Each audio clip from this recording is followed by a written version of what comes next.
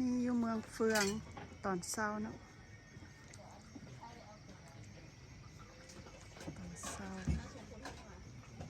ตอนดึก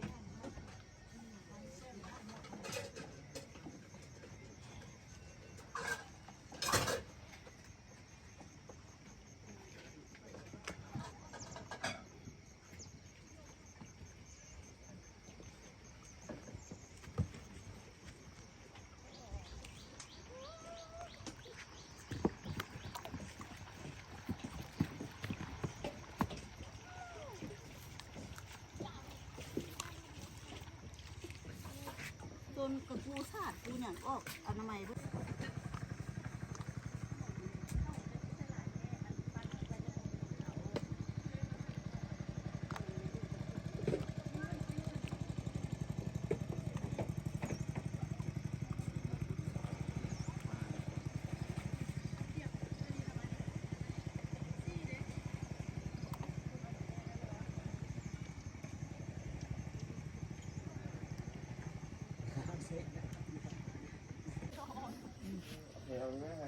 ไม่คิม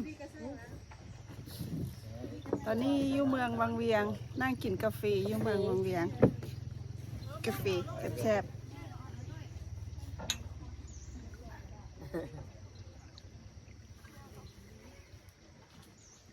ตัวแก่จีนเฮ้ยตัวแก่เบียด แค่จีน เมียหลบกันต้องไปเมียมึงด้วยตัวแก่จีนมาที่ไหน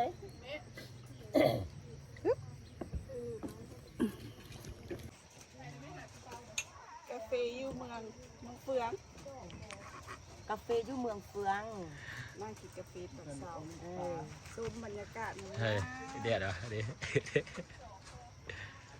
คือป่ะ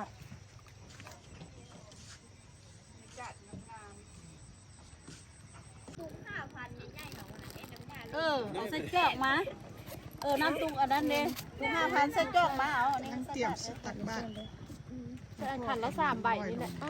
อันละใบ2 ใบแล้วราคาคือก็ซื้อของนั้น ไม่ใช่ใช่บ้าน นี่มีใบละ1,000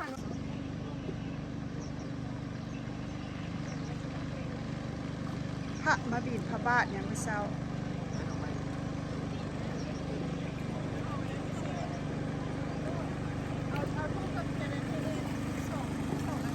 อันนี้เขาเจ้ามาขายเครื่องใส่บาตร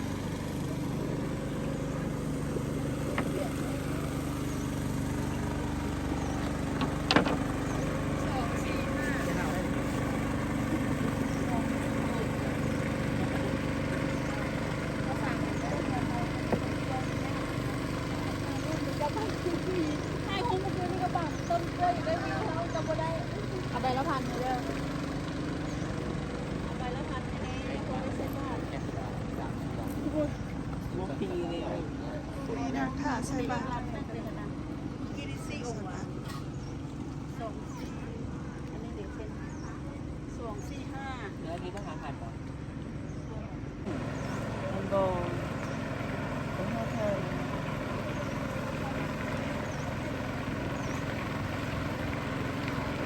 ใจหน่วยแต่งามๆผู้ชมสีผมลูก แต่งงามมาบริษัท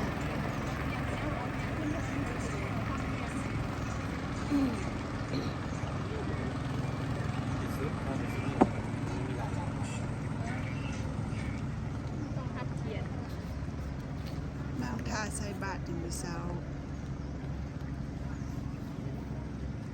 อยู่เมืองเฟืองเงินเพเมืองเฟือง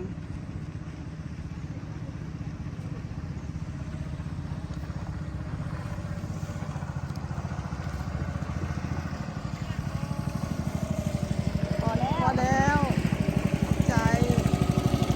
เรามาเลาะขายเครื่องใส่บาตร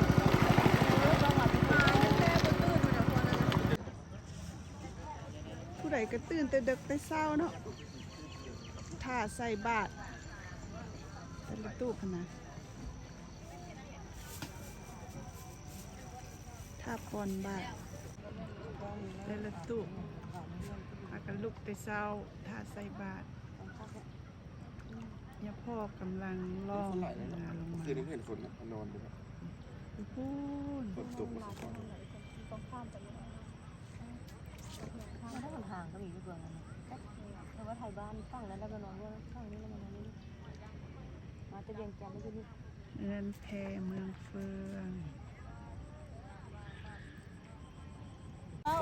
คนละเส้นที่จมได้ พวกค่อยเราจะเข้ามาเดี๋ยว สบายอันเมื่อคืนนี้หนักไปหน่อยแล้วก็เลยนอนพักผ่อนค่ะ โอ้โหตัวหัวเราไปปลูกเอาเมื่อท่าเราไปกินนี่แล้วแบบนี้นะ อุ้ยเอ็น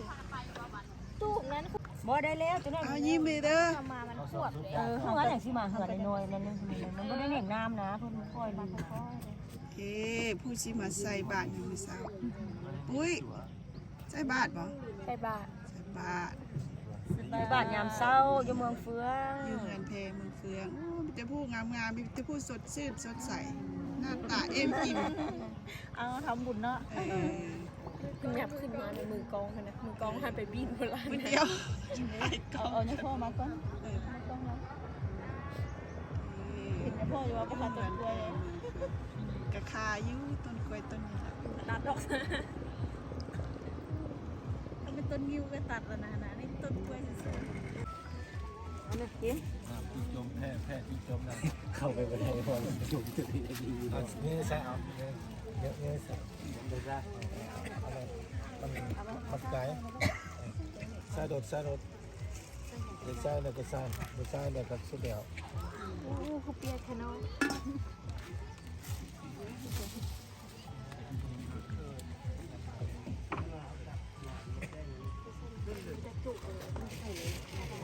ยากเลยมันกินเหรอ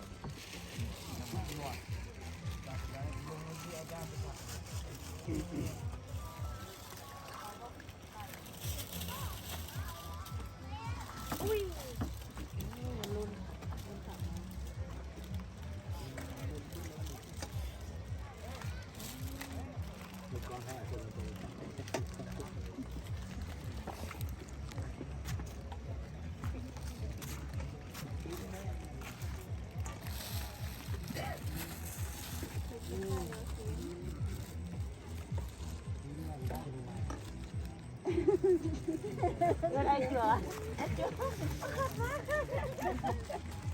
ไอ้ชัวเหงานอนว่านอนดึกว่าเมื่อคืนนี้ตัวบนใต้จวน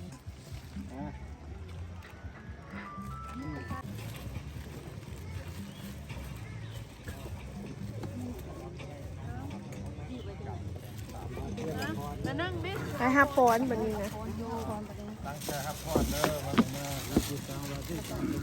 มา